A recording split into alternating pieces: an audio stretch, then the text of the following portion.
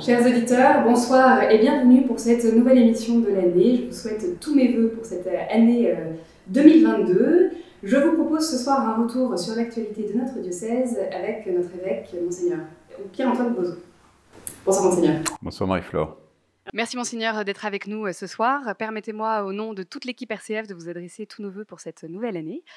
2022 est une année pleine de promesses, une année que vous avez tournée sur l'espérance.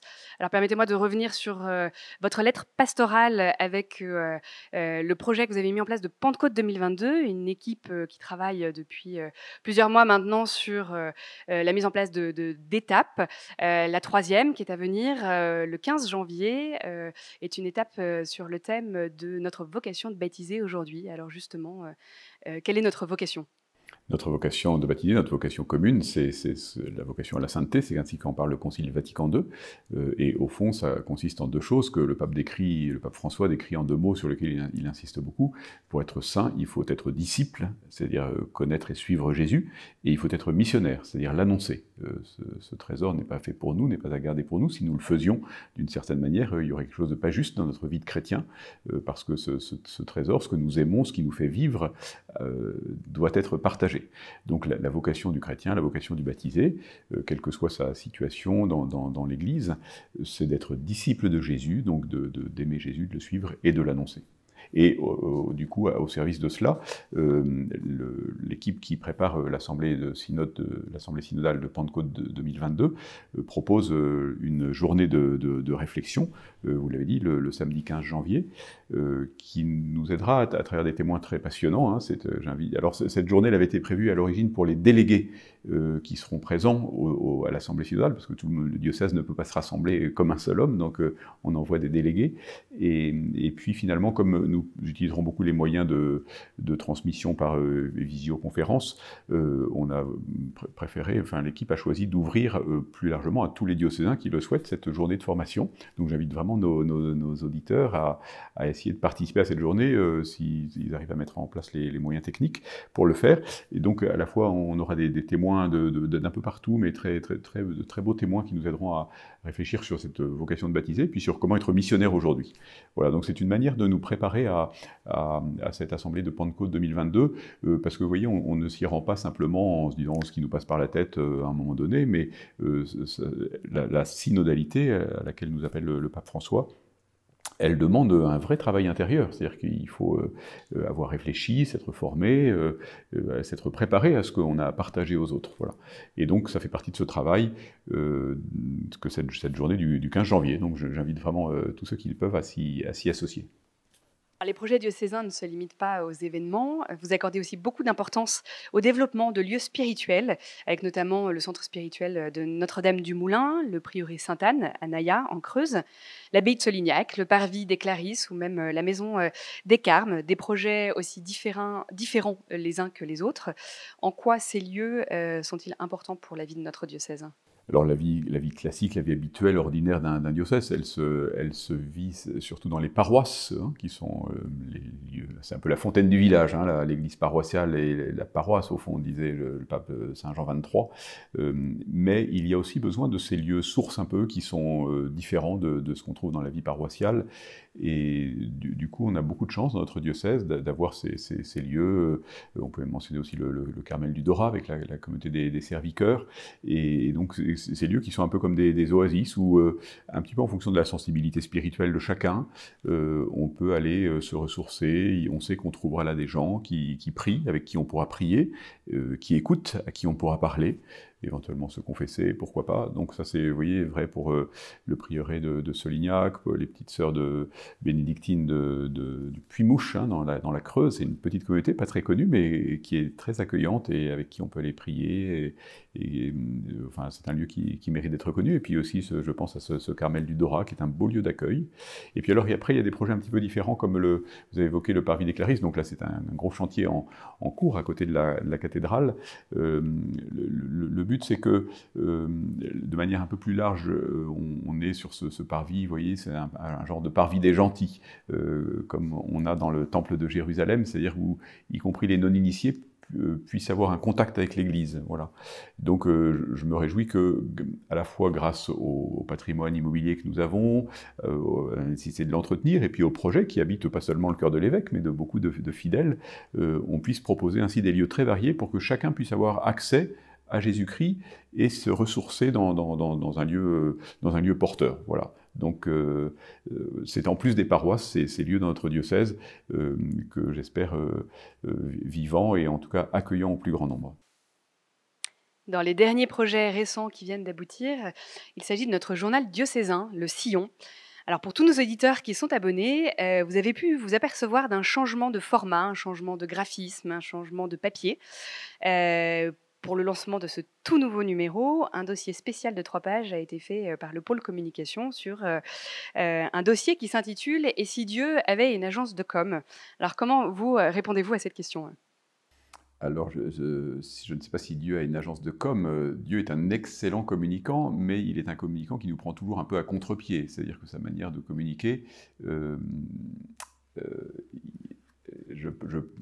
au fond, en réfléchissant à votre question, parce que vous me l'aviez posée un peu à l'avant, je me sens partagé. Je suis allé voir chez Saint Paul. Saint Paul, c'est un communicant formidable. Pourtant, il dit dans la première lettre aux Corinthiens, pour moi, au chapitre 2, « Quand je suis venu chez vous, frères, je ne suis pas venu vous annoncer le mystère de Dieu avec le prestige de la parole ou de la sagesse. Moi-même, je me suis présenté à vous faible, craintif et tout tremblant, et ma parole et mon message n'avaient rien des discours persuasifs de la sagesse. C'était une démonstration d'esprit et de puissance. » Vous voyez, saint Paul reconnaît son incapacité à communiquer. Et puis, dans une autre lettre de Paul, dans la lettre aux Philippiens, c'est assez étonnant, il décrit une situation un peu compliquée où des évangélisateurs travaillent un peu à leur compte, un peu à leur profit, donc avec des motifs qui ne sont pas très purs. Hein. Et Paul évoque cette situation, et puis il dit « Après tout, d'une manière comme d'une autre, hypocrite ou sincère, le Christ est annoncé, et je m'en réjouis. » Alors, vous voyez, du moment que le Christ est annoncé, c'est bien. Donc, moi, je ne suis pas un grand spécialiste de la communication, ni très fan des moyens de communication. J'ai toujours un peu peur qu'il s'agisse d'artifices. Et cependant, je sais que ces artifices sont nécessaires. Voilà.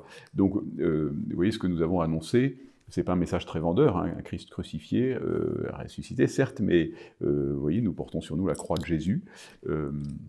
C'est le signe des chrétiens, et donc lorsque nous sommes faibles, c'est alors que nous sommes forts.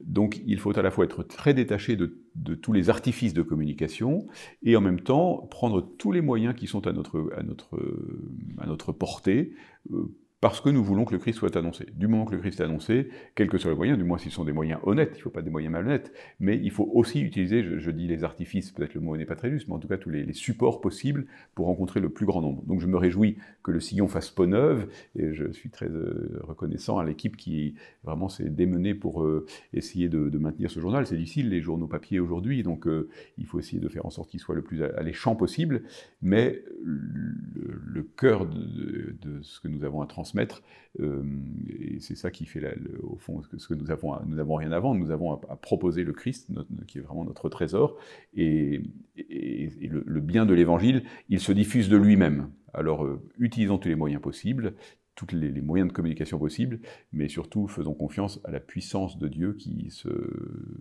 manifeste dans les cœurs. Alors avant de conclure cette émission, je voudrais que nous abordions une série qui fait beaucoup parler d'elle en ce moment. Le lundi 20 décembre, C8 a lancé une série américaine, The Chosen, qui retrace la vie du Christ. Elle a été financée grâce à la générosité des téléspectateurs à travers le monde et a fait plus de 400 millions de vues. On sent donc qu'il y a vraiment une réelle attente. Cette série est-elle fidèle aux évangiles? Faut-il la regarder avec du recul ou représente-t-elle un vrai support catéchétique? De la même manière qu'à la question précédente, c'est-à-dire que moi je ne suis pas du tout un adepte de cette télévision, c'est la première fois de ma vie, donc j'ai regardé les 3 premiers épisodes de Chosen, c'est la première fois de ma vie que je regarde une série, parce que c'est forme de série, vous voyez, des petits épisodes assez brefs, avec des saisons différentes, voilà. Et donc j'ai regardé les 3 premiers épisodes de cette série. J'ai été surpris d'abord par la qualité cinématographique. Je trouve que c'est sans être un spécialiste, c'est du bon cinéma, des décors, le jeu. Alors c'est américain, donc il y a parfois un petit peu des choses un peu caricaturales, mais cependant je trouve que ça fait pas carton-pâte, quoi. Ça fait vraiment du cinéma sérieux, de qualité. Alors après, on est très surpris parce que c'est pas du tout ce dont on a l'habitude sur les vies de Jésus. Hein. C'est pas une vie de Jésus, c'est un film qui tourne autour de Jésus, de l'Évangile, mais vu à travers les personnages, les enfants, les apôtres, etc. Alors il y a énormément d'imagination et de créativité, donc de choses qui ne sont pas dans les Évangiles, mais finalement ça n'est pas interdit. Donc, vous voyez, du moment que le Christ est annoncé, c'est un peu... En tout cas, on regarde cette série avec... on ne s'ennuie pas, quoi. Hein. Moi, je ne me suis pas ennuyé en la regardant, mais on est loin de l'Évangile, on ne suit pas le fil de l'Évangile, il y a beaucoup de détails qui ne sont pas du tout dans les Évangiles, on brode sur les personnages, vous voyez, sur les apôtres, en particulier Pierre et son frère André, il y a des manigances avec les Romains, etc. Tout ça, c'est des choses qu'on ne trouve pas ni dans l'Évangile, ni dans la tradition, hein, qui sortent de l'imagination du réalisateur. Mais ça donne un accès à l'ambiance évangélique et à la figure de Jésus. Donc, si c'est un moyen pour rencontrer Jésus, c'est très bien. Vous avez dit, hein, plus de 400 millions de vues, c'est considérable. Donc, c'est qu'il y a en effet une attente et une curiosité concernant Jésus. Après, ma réserve, d'une certaine manière, c'est que le seul vrai moyen à Jésus, ce sont les Écritures lues dans l'Église et dans l'Esprit Saint, quoi. Hein. Et alors, un petit peu le risque toujours du cinéma, c'est de fixer l'imagination, vous voyez, dans justement les images qui nous sont d'une certaine manière imposées. On est libre de les voir, mais si on les regarde, elles nous sont imposées, et d'enfermer Jésus dans ce que l'auteur lui-même de la série a compris de Jésus. Et donc, voilà, il ne faudrait pas que ce soit le seul accès à Jésus, mais en tout cas, ça peut être une porte d'accès. Merci Monseigneur pour ce temps d'échange. Chers auditeurs, je vous souhaite une très bonne soirée. Vous pouvez retrouver cette émission en replay sur la chaîne YouTube du diocèse ainsi que sur RCF Limousin. Très bonne soirée.